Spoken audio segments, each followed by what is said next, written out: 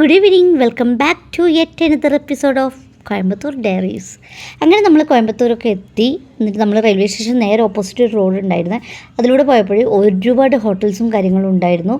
നമ്മൾ ഓൾറെഡി ഇവിടത്തേക്ക് വരുന്നതിന് മുന്നേ ഇവിടെ 1-2 ഹോട്ടൽസിലൊക്കെ വിളിച്ച് റൂമിൻ്റെ അവൈലബിലിറ്റി ഒക്കെ അന്വേഷിച്ചിരുന്നത്. അപ്പോൾ അതിലൊരു ഹോട്ടൽ നമ്മൾ ഏകദേശം ഫിക്സ് ചെയ്തത് വന്ന്, പക്ഷേ ബുക്കൊന്നും ചെയ്തിട്ടില്ല, ജസ്റ്റ് അവിടെ എൻക്വയറി ചെയ്ത് വെച്ചിട്ടേ ഉള്ളൂ.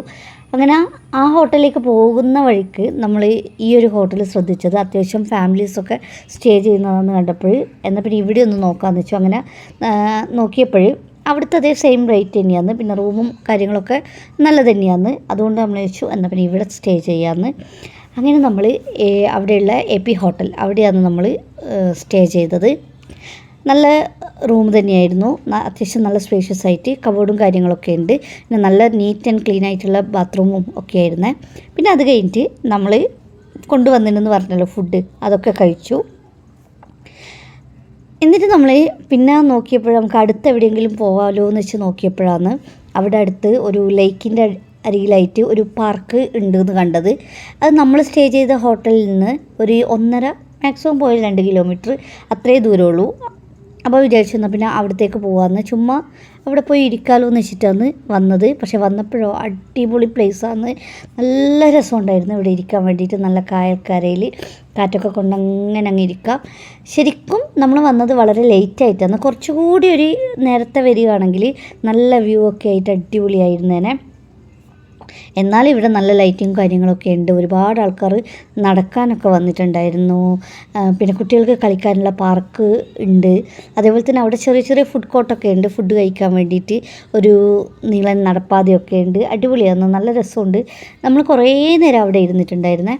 അപ്പോൾ നമ്മൾ ഇവിടത്തേക്ക് വരാൻ വേണ്ടിയിട്ട് ഓട്ടോ നോക്കിയപ്പോൾ അവർ പറഞ്ഞത് 200 രൂപയാണ്. അതായത് ഒരു മാക്സിമം പോയ 2 കിലോമീറ്റർ അത്രയേ ഉള്ളൂ, അവിടത്തേക്ക് വരാൻ വേണ്ടി 200 രൂപ. ഇവർ ഫിക്സ് ചെയ്ത് വെച്ച പോലെയാണ് പറയുന്നത്, എല്ലാവരും 200. അങ്ങനെ ലാസ്റ്റ് ഒരു ചേട്ടനോട് പറഞ്ഞ് ലാസ്റ്റ് 100 രൂപയൊക്കെ ആയിട്ട് അവരിറക്കി തന്നു. പിന്നെ നമ്മൾ ഇവിടുന്ന് തിരിച്ചു പോകാൻ വേണ്ടിയിട്ട് ഇതേപോലെ തന്നെ 2-3 ഓട്ടോക്കാരോട് സംസാരിച്ചപ്പോൾ അവരും ഇതേപോലെ തന്നെയാണ്, അവർ 200, 150 അതിൽ കുറയൂല അങ്ങനെ തന്നെ.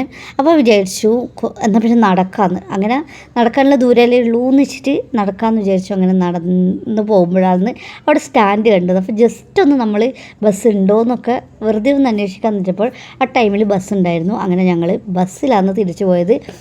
അപ്പോൾ നമുക്ക് ഇവിടെ ഫ്രീ ആയിട്ട് വരുന്നല്ലേ ഉള്ളൂ, നമുക്ക് ഇവിടെ സ്ത്രീകൾക്ക് സൗജന്യമായിട്ടുള്ള യാത്ര എന്നൊക്കെ പറയുന്നുണ്ട്. ഇതുവരെ നിലവിൽ വന്നിട്ടില്ല, പക്ഷെ അവിടെ നമ്മൾ സൗജന്യമായിട്ടാണ് ഞാനും അമ്മയും യാത്ര ചെയ്തത്. ഞങ്ങൾക്ക് 2 പേർക്കും ടിക്കറ്റിന് പൈസ വേണ്ടായിരുന്നു. അതേപോലെ തന്നെ 5 രൂപയോ മറ്റോ ആണ് അവിടെ മിനിമം ചാർജ് എന്ന് തോന്നുന്നു. ഇവർക്ക് 3 പേർക്കും കൂടിയിട്ട് 15 രൂപയായിട്ടുള്ളൂ.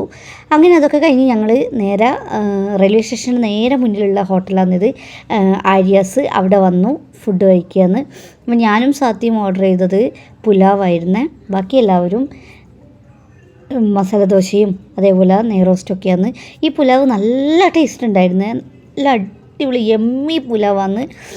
അത്യാവശ്യം നല്ല ക്വാണ്ടിറ്റി ഉണ്ട്, അത് ഒട്ടും കൂടുതലുമല്ല കുറവുമല്ല, നല്ല ക്വാണ്ടിറ്റി ഉണ്ട്. പിന്നെ ഈ മസാല ദോശ എനിക്കത്ര ഇഷ്ടപ്പെട്ടിട്ടില്ല, പക്ഷേ കഴിച്ചവർക്കൊക്കെ ഇഷ്ടപ്പെട്ടിട്ടുണ്ട്. എനിക്ക് നമ്മളെ ബാംഗ്ലൂരും മൈസൂരൊക്കെ കിട്ടുന്ന ആ ഒരു മസാല ദോശയാണ് എനിക്ക് ഭയങ്കര ഇഷ്ടം. അത് കഴിഞ്ഞ് നല്ലൊരു ഫിൽറ്റർ കോഫിയും. ആ ദിവസം അങ്ങ് കംപ്ലീറ്റായി. ഇനി ബാക്കിയുള്ള നമ്മളെ വിശേഷങ്ങൾ അടുത്തൊരു വീഡിയോയിൽ ഉണ്ടായിരിക്കുന്നതായിരിക്കും. അപ്പോൾ stay tune for the next episode. Bye bye.